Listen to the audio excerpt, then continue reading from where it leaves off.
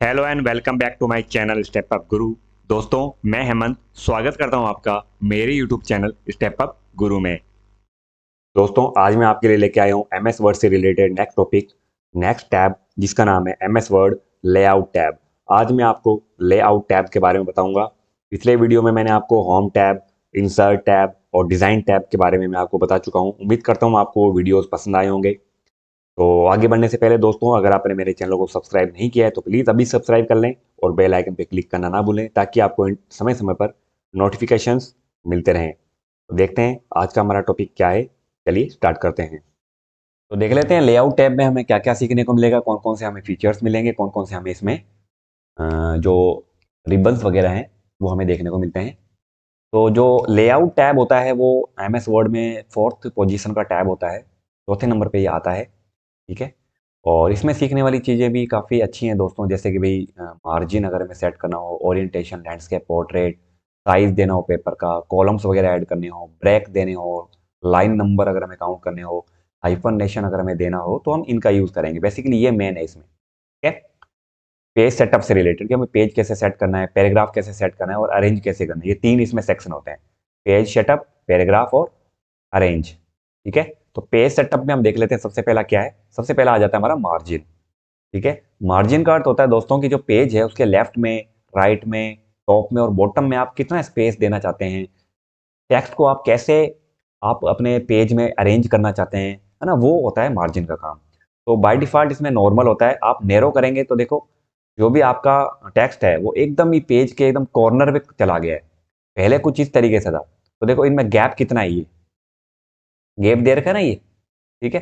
तो अगर हमें ये जो गैप है ये कम करना है, हमें हमारे टेक्स्ट को पूरे ओवरऑल पेज में एडजस्ट करना है कि भाई जितना पेज है उतना ये जो टेक्स्ट है वो अरेंज हो जाए, कोई भी जगह खाली नहीं हो ज़्यादा। तो हम क्या करेंगे, यहाँ से नेरो ले लेंगे। और नेरो पे देखने पे अगर आप देख पा रहे हैं नेरो में, तो यहाँ पे देखो हल्का सा ही गैप है पेज में, ज़्यादा उसने उसको स्पेस नहीं दिया है। ये स्पेस दे रखा है यहाँ पे, देखो ये स्पेस है ना, यहाँ से ये खाली रहेगा इतना। बट यहाँ पे देखो स्पेस एकदम नेरो हो गया, एकदम कम हो गया, स्पेस मिल ही नहीं रहा है अप डाउन और लेफ्ट राइट से पेज के। तो ये होता है हमारा नेरो। मॉडरेट में क्या होगा, इस तरीके से आपको स्पेस मिलेगा थोड़ा, वाइड में आपको एकदम ही कम मिलेगा। तो ये अलग अलग प्रकार से दे रखे हैं ये मार्जिन के। तो जैसे नेरो तो मैंने बता दिया कि भी यहाँ से पूरा का पूरा क्या हो जाएगा, ये पेज को कवर करेगा। मॉडरेट में क्या होगा, थोड़ा सा हल्का सा इफेक्ट दिखेगा आपको, ज्यादा नहीं दिखेगा। ठीक है। नॉर्मल और मॉडरेट लगभग सेम ही है, ज्यादा डिफरेंस नहीं है। मॉडरेट में क्या होगा कि भी आपको जो लेफ्ट से राइट है, लेफ्ट से राइट, यहां से देखो आप, इसमें देखो डिफरेंस, इसमें और इसमें डिफरेंस आपको ज्यादा नहीं दिखेगा, हल्का सा डिफरेंस है, वो मैं आपको बता देता हूं। देखो नॉर्मल में क्या है, हर एक तरफ से जो गैप है वो समान है, ऊपर से नीचे से और दाएं से बाएं से, है ना, जितना गैप ऊपर है उतना ही गैप नीचे वाले में भी है। बट इसमें ऐसा नहीं है, इसमें ऊपर और नीचे तो गैप सेम है। ठीक है ना, ठीक है ना। और लेफ्ट और राइट में ऊपर और नीचे के कंपैरिजन गैप उतना समान नहीं है।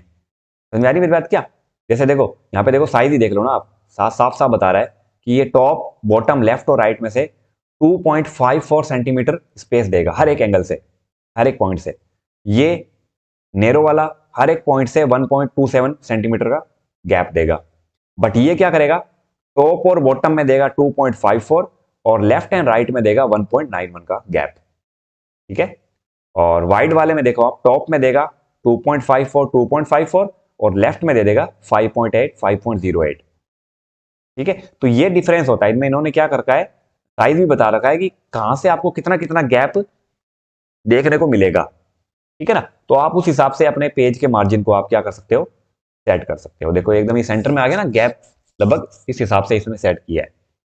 ठीक है। तो ये होता है हमारा मार्जिन। फिर आ जाता है ओरिएंटेशन। ओरिएंटेशन दोस्तों एमएस वर्ड में दो प्रकार के होते हैं, पोर्ट्रेट और लैंडस्केप। तो ये होता है हमारा पोर्ट्रेट मोड, जो ऊपर से नीचे जो है इसकी लंबाई ज़्यादा होती है, और लेफ्ट से राइट जिसकी चौड़ाई जो होती है वो कम होती है। बट लैंडस्केप मोड में दाएं से बाएं, लेफ्ट से राइट ज़्यादा होता है और अप से डाउन कम होता है। लैंडस्केप मतलब जैसे जमीन, लैंड जमीन होती है ना, उस हिसाब से। और मतलब एक तरीके से मैं बताऊं, पोर्ट्रेट मतलब खड़ा हुआ पेज, लैंडस्केप मतलब लेटा हुआ पेज, लेटा हुआ पेपर। एक तरीके से अगर आप नॉर्मल तरीके से आप देसी भाषा में अगर आप समझे, तो पोर्ट्रेट मतलब स्टैंडिंग पोजीशन पे जो हमारा पेज होता है, नॉर्मल जो आप पेज को आप देखते हैं वो। लैंडस्केप मतलब लेटा हुआ पेज। ठीक है। तो बाय डिफॉल्ट ये क्या होता है हमारा, पोर्ट्रेट होता है। तो अब आप इसको क्या कर सकते हो, लैंडस्केप कर सकते हो कुछ इस तरीके से।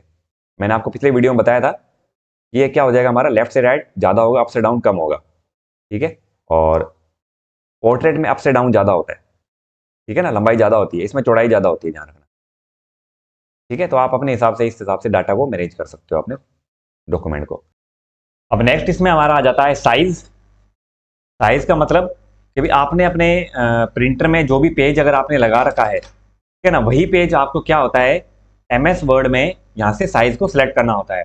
यहाँ आपने MS वर्ड में जो भी साइज में आपने पेपर जो भी आप वर्क कर रहे हैं, जैसे आपने A4 में आपने सारा का सारा मैटर तैयार किया है, तो जो आपने A4 में तैयार किया है वही पेपर आपको अपने प्रिंटर के जो पेपर ट्रे होती है उसमें आपको डालना होता है, ठीक है। तो आप किस पेपर में आप काम करना चाहते हैं, कौन सा आप यहाँ से साइज लेना चाहते हैं, वो आप क्या करेंगे, यहाँ से साइज वगैरह लेंगे।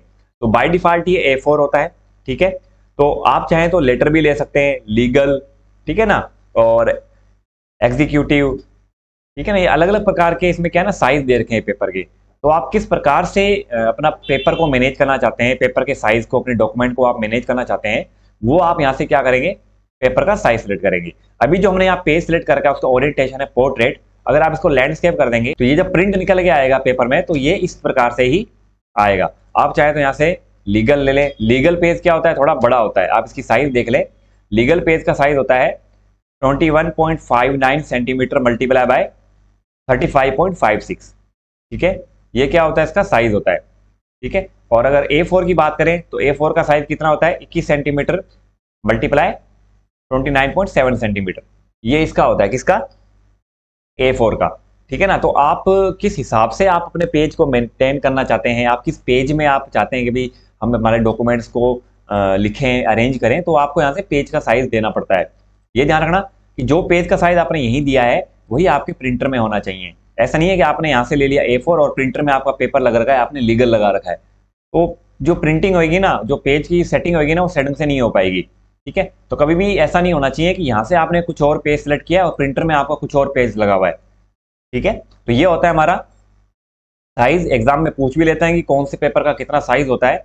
यहाँ पेपर जो साइज है निम्न में से कौन सा उदाहरण है, जैसे लेटर आ जाता है, A4 आ जाता है, लीगल आ जाता है, एनवलप आ जाता है ना, एग्जीक्यूटिव आ जाता है, मैक्सिको ऑफिको आ जाता है, ठीक है ना। तो ये अलग अलग प्रकार के दे रखे हैं, half letter, A3, super, A6, ठीक है। तो ये अलग अलग प्रकार के पेपर के साइज हैं जो आपको पता होना चाहिए कि भी कौन कौन से कितने प्रकार के पेपर के साइज जो है हमारे होते हैं, ठीक है।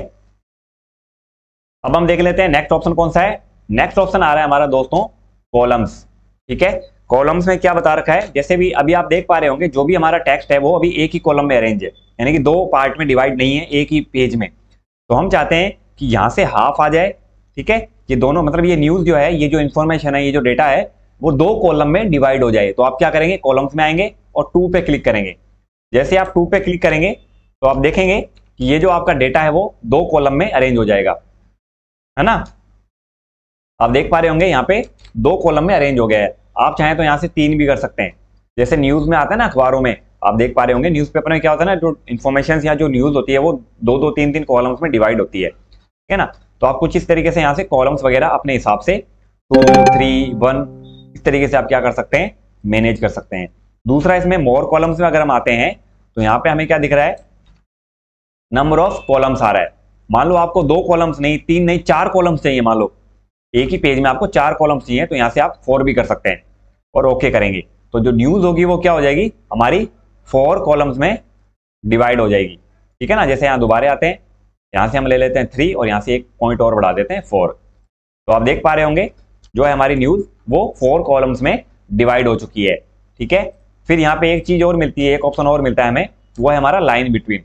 मतलब आप चाहते हो कि हर एक जो कॉलम है उसके बीच में क्या आ जाए, जहाँ पे कॉलम खत्म हो रहा है वहां पे लाइन आ जाए, ठीक है। तो आप यहाँ लाइन बिटवीन पे क्लिक करेंगे और ओके करेंगे, तो सबके बीच में क्या आ जाएगी दोस्तों, यहाँ पे आप देख पा रहे होंगे लाइन्स वगैरह आ गई है यहाँ पे, ठीक है।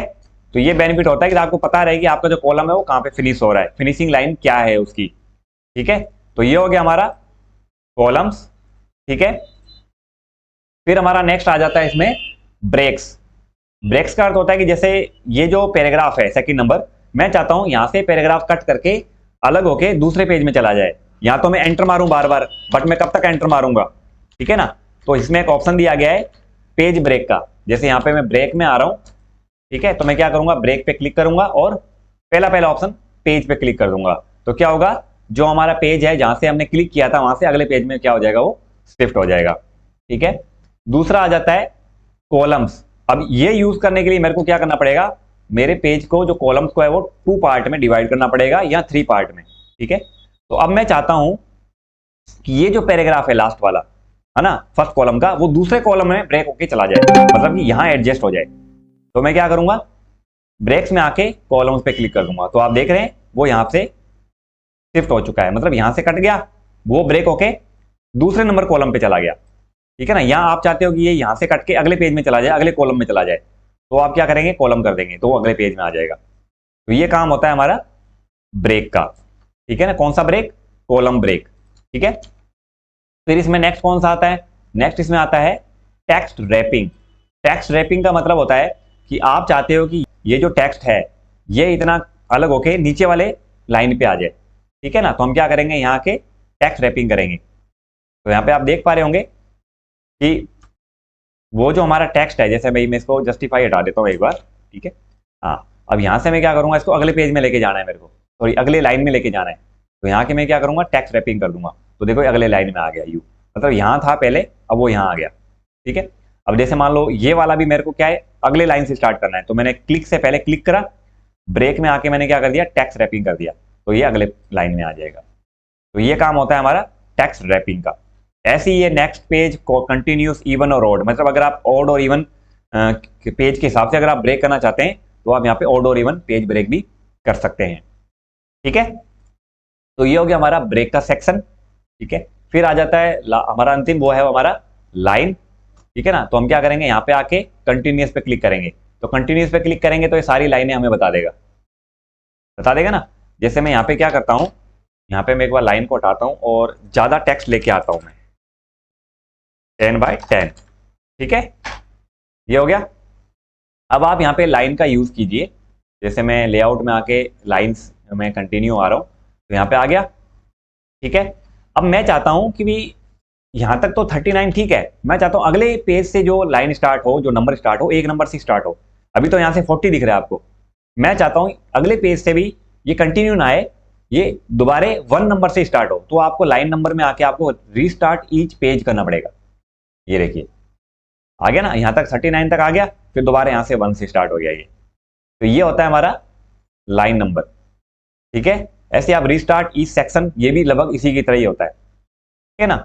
और suppress for current page, current paragraph, इसका क्या अर्थ होता है, इसका अर्थ होता है जैसे मैं ये जो पहला पैराग्राफ है इसको मैं सप्रेस करना चाहता हूं, इसको मैं अलग करना चाहता हूं, तो मैंने यहाँ पे क्लिक करा और यहाँ पे मैंने कर दिया सप्रेस। तो ये क्या हो गया, जो पहला पैराग्राफ है वो पूरा का पूरा अलग हो गया, क्योंकि ये पैराग्राफ यहाँ पे एंड हो रहा है ना। तो उसने क्या करा, पहले पैराग्राफ को अलग रख दिया और उससे नीचे वाले जो भी पैराग्राफ है उनको क्या कर दिया, सबको लाइन में डिवाइड कर दिया। ठीक है। समझ में आ रही है। जैसे मैं यहाँ पे भी कर लेता हूँ, जैसे मैंने इसका ये कर दिया कि भाई यहाँ से ये पैराग्राफ अलग होना चाहिए। ठीक है ना। तो यहाँ के मैंने क्या करा, ये कर दिया। तो देखो ये 8 तक तो यहाँ नंबरिंग शो कर रही है लाइन नंबर, यहाँ से क्या करा, उस पैराग्राफ ने उसको अलग कर दिया, इसको नंबरिंग में काउंट नहीं करा। ठीक है। फिर यहाँ से 9 नंबर पे इसको स्टार्ट कर दिया। तो ये डिफरेंस होता है लाइन नंबर में। ठीक है। फिर आप इसको नन भी कर सकते हैं। फिर नेक्स्ट आ जाता है हमारा हाइपरनेशन। हाइपरनेशन का अर्थ होता है, जैसे मैं इस पर क्लिक कर रहा हूँ और ऑटोमेटिक कर रहा हूँ, तो आप देख पा रहे होंगे यहाँ पे क्या है, देखो ये इतना जो है प्रो है ना, प्रो के आगे डैश लग गया, इसको बोलते हैं अपन हाइपरनेशन। और अगर मैं पीछे आऊं तो इसका पूरा वर्ड था प्रोडक्ट, मतलब कि ये पूरा वर्ड क्या था, प्रोडक्ट था। तो प्रो इधर आ गया, फिर हाइपरनेशन लग गया, फिर ये डक्ट जो है वो नीचे आ गया। ऐसे में अगर आपको आगे बताऊं तो इसमें नीचे देख लेते हैं अगर कुछ है क्या। ये रहा दोबारा प्रोडक्ट, यहाँ पे भी सेम सिचुएशन है। ठीक है। इसको मैं थोड़ा बड़ा करता हूँ। ठीक है ना। और यहाँ पे देख लो डिजाइन DE, फिर हाइपरनेशन लग गया, SIGNS, ये नीचे वाले में आ गया। तो अपन ये अमूमन अपने डेली रूटीन में करते ही है, स्कूल्स वगैरह में भी, कॉलेज वगैरह में भी, जब अपन कोई मतलब नोट्स वगैरह बनाते हैं, लिखते हैं, तो वो पूरा फिट नहीं होता लाइन में, मतलब जगह नहीं बचती। कुछ वर्ड ऐसे होते हैं जो काफी लेंदी होते हैं ना, तो अपन उसको उस लाइन तक फिट नहीं कर पाते हैं। तो हम क्या करते हैं, जितना आ रहा है उतना लिख दिया और हमने हाइपरनेशन लगा दिया, डैश लगा दिया, फिर हम उसको थोड़ा नीचे लिख लेते हैं एक कॉलम में। वही सेम चीज इसमें होता है। दूसरा आप यहाँ पे ऑटोमेटिक भी ले सकते हैं और दूसरा मैन्युअल भी ले सकते हैं। तो मैन्युअल पे क्लिक करेंगे तो क्या हो जाएगा, अपने आप अपने हिसाब से क्या करेगा, जहां जहां हाइपरनेशन की जरूरत थी उसने वहां पे लगा दिया। जैसे देखो यहाँ पे की में जरूरत है ना, कीवर्ड में, तो उसने की यहाँ लिख दिया, फिर हाइफरनेशन लगा दिया, फिर वर्ड कर दिया। ऐसे यहाँ पे इसने ये कर दिया डिजाइन में, ऐसे यहाँ पे डिफरेंट में कर दिया, है ना। तो यहाँ पे हाइफरनेशन का अर्थ ये होता है। ठीक है, समझ में आ गया होगा आपको ये सब चीजें। आगे बढ़ते हैं। फिर आप इसमें इंक्रीज और डिक्रीज इंडेंट पैराग्राफ रिलेटेड, अगर आपको मान लो लेफ्ट और राइट में अगर आपको गैप देना है तो ये इस पर क्लिक करेंगे तो ये आगे चला जाएगा, लेफ्ट से बढ़ता जाएगा। ठीक है ना, आप राइट से भी इसको बढ़ा सकते हैं। ये तो होता है इंडेंट, ये होता है स्पेसिंग, दोनों अलग अलग चीज़ें ध्यान रखना। ठीक है, ये इस साइड अगर आप देख रहे हैं तो ये है इंडेंट, इंक्रीज और डिक्रीज।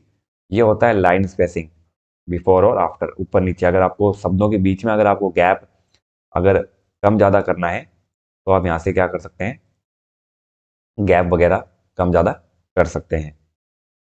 ठीक है, फिर यहाँ पे मैं एक शेप यूज़ करता हूँ। यहाँ मैं कोई पिक्चर ले लेता हूँ यहाँ पे। ठीक है, यहाँ पे आने के बाद अगर मैं लेआउट में आता हूँ, लेआउट में आने के बाद भी यहाँ पे मेरे को क्या रैप टेक्स्ट दिख रहा है, दिख रहा है ना। तो यहाँ पे भी आके आप क्या कर सकते हो, टेक्स्ट जो पिक्चर है आप उसके अकॉर्डिंग टेक्स्ट को अरेंज कर सकते हो। ठीक है ना, जैसे देखो ये वाला, है ना। बाकी ये अपन को इंसर्ट में भी मिलता है। ये देखो यहाँ पे इंसर्ट में नहीं, अगर मैं यहाँ पे क्लिक करूँ, क्लिक करने के बाद यहाँ पे फॉर्मेट में, फॉर्मेट टैब में, पिक्चर टूल के फॉर्मेट में यहाँ पे रैप टैग यहाँ पे भी मिलता है, आपको मैंने भी बताया था।